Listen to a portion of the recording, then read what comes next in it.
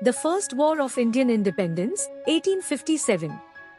We learn about the following in this chapter. Times causes for the First War of Independence, times immediate causes for the revolt, times spread of the revolt and its nature, times failure of the revolt and its effects.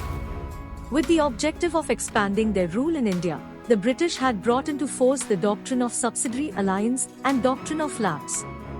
Many provinces came into the control of the British because of these rules. As a result, Indians were upset. They were dissatisfied with the British administration too. This dissatisfaction surfaced as a major revolt in 1857. While some Indians called this the First War of Independence, British historians called it as the Sepoy Mutiny.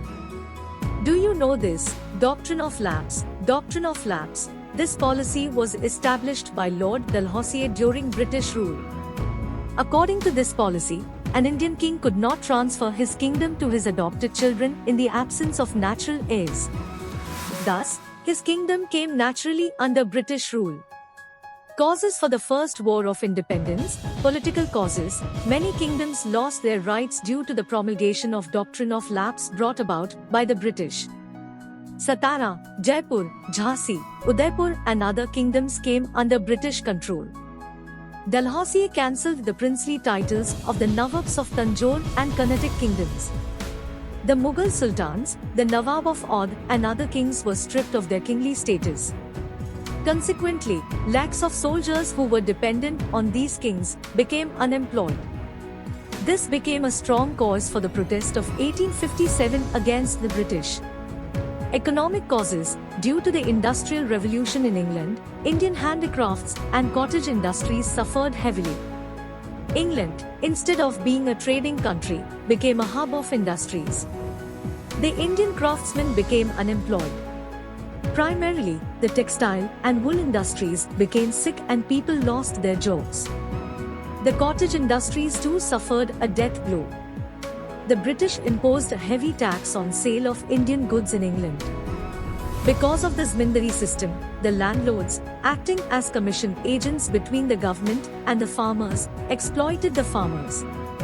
The right given to the taluks to collect tax was withdrawn. An Inam commission was appointed and all the gifted lands, Inam lands, were taken back. Due to this, the farmers felt insulted and experienced many financial problems. This too led to the revolt of farmers against the government.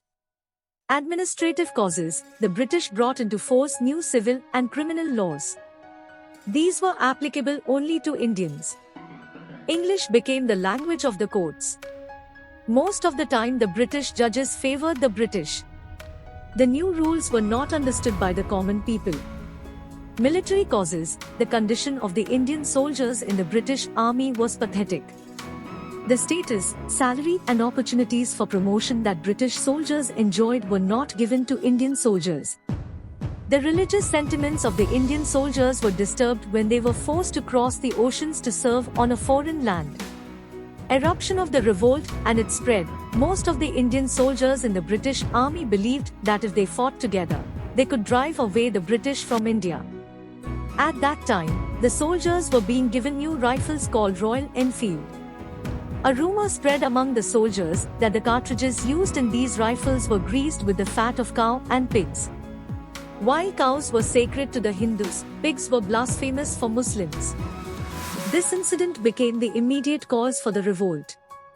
The rumor that spread in the army troops at Barakpur led to severe dissatisfaction. When the British officers ordered the Indian soldiers to pull the safety catch with the help of their teeth, the soldiers rejected the command and revolted against their superiors.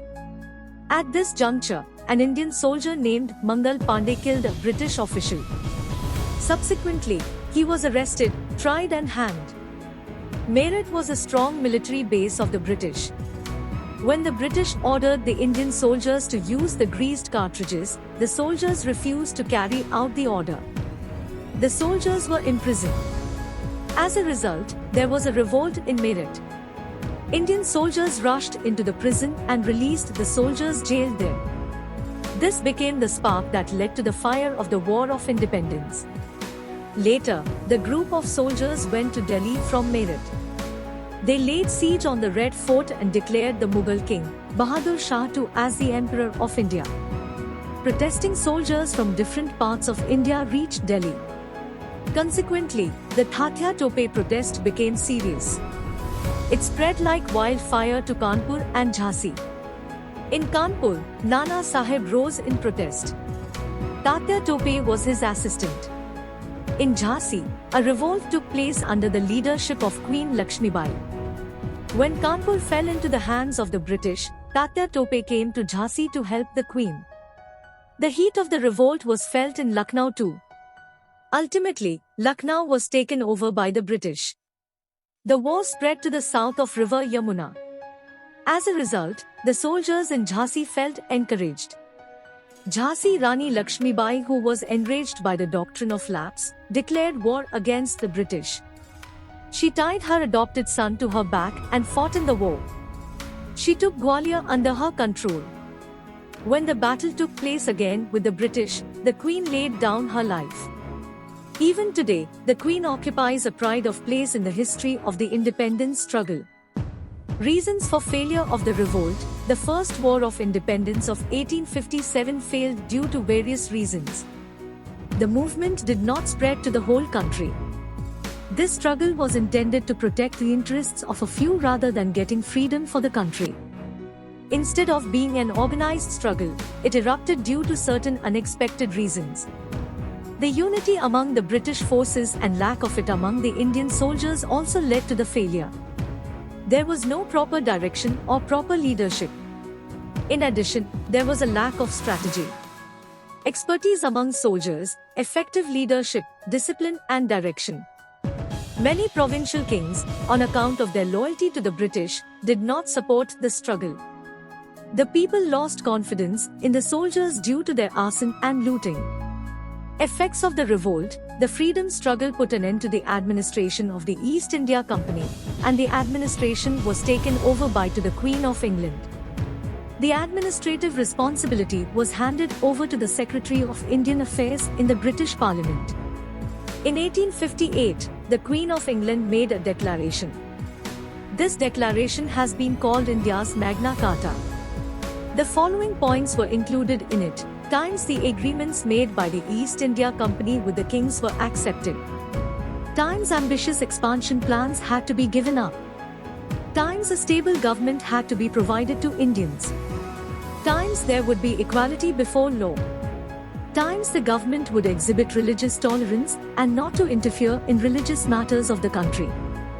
The British realized that peaceful rule was not possible without support, trust and confidence of the Indians. This gives new route to Indian freedom movement.